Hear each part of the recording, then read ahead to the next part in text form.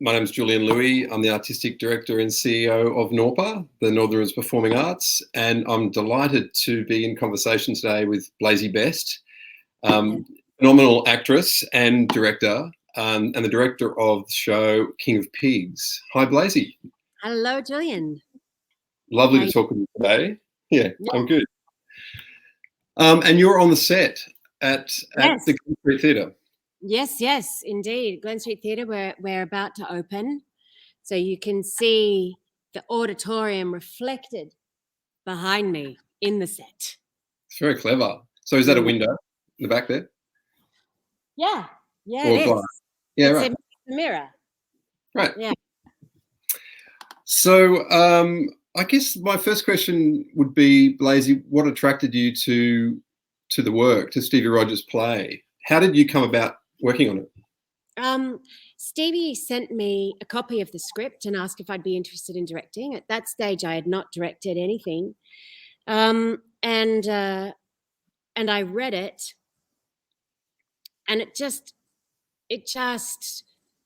really struck a chord with me. It's a very muscular read, and it deals with masculinity and boys and how they become men. And as the mother of two sons, I got to the end of the play and just went, "Pwah, this is a phenomenally entertaining script and a really important story."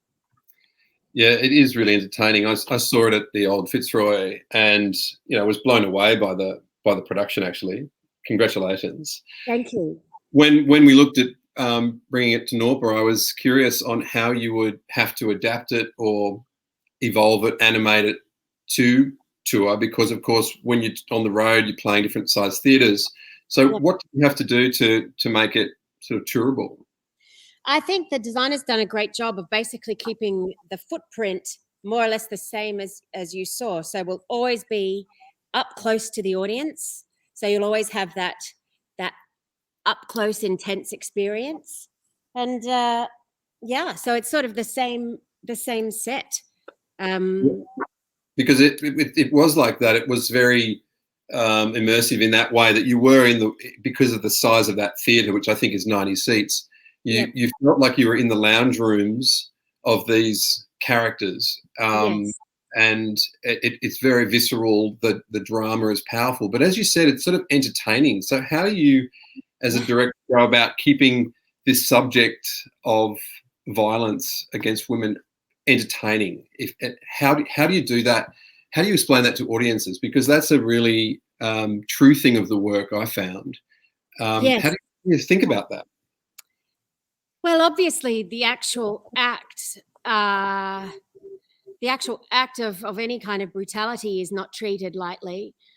But what I want to emphasize, and what I think the play emphasizes, is that if we continue to see this problem as a problem of some bad men, some other bad men that are nothing to do with us do these terrible things, then we can keep our distance from it. And what I think that we need to do is engage an audience into saying, laugh along with these people. These people are your friends. You know these people. You recognize yourself in these people, and it keeps you in there, and it keeps you thinking, and then afterwards talking about it. And so I think Stevie's been very clever with his play, because there's a lot of funny things in it, and there's a lot of people recognize their own families.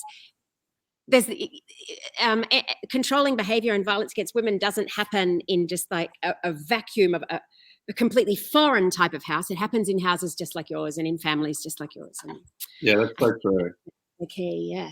I think one of the things that struck me in the theatricality, of course, was also the multiple roles that the lead actress plays. Yes. Is that, obviously that was, I think, a very clever concept or form within the play. Was that enjoyable work? Was that a great thing for you to work on?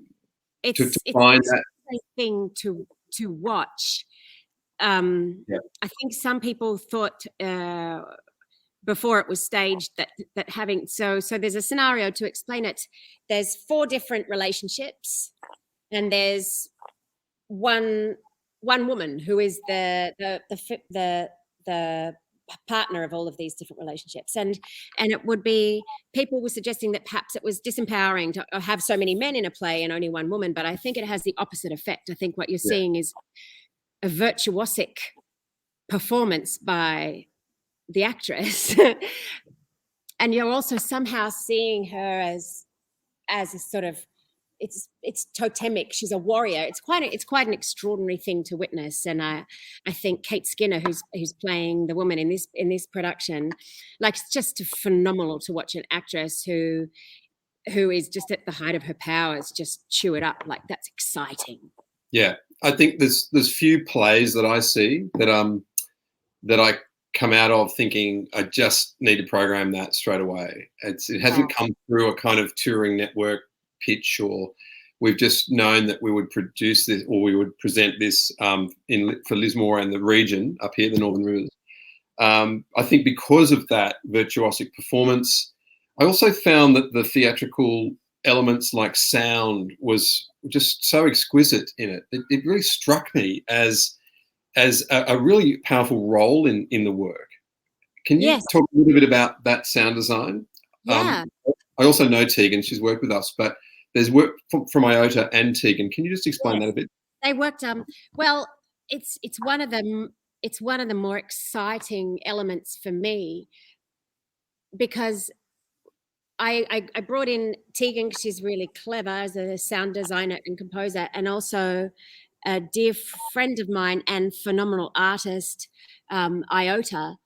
I had worked on a show, it was a glam rock musical about domestic violence with Iota, and he just came to mind, and what those two ended up creating together was just so much more interesting than anything I could have articulated myself. It was just one of the delights of a collaborative process to just go, wow, this is not what I thought I wanted, but it's so right. It was, really exciting.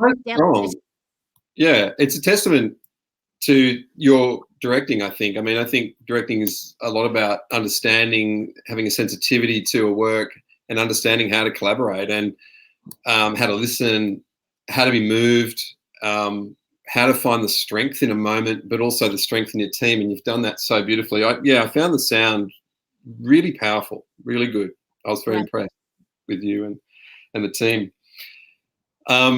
So what in terms of the tour, how many venues are you touring this to, and what are you looking forward to for the, are you going on the road with the work? I guess what I'm curious about.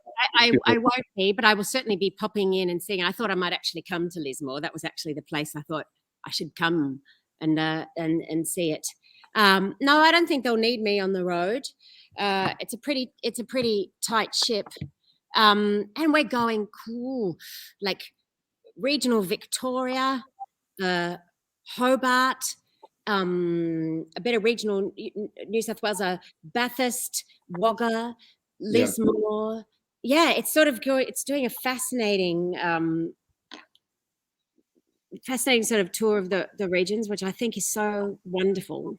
Yeah, it is great, and it's an important work for people to see. I guess I'm pretty curious. I'd love you to come up, by the way. So if you do get a chance, do it. I will.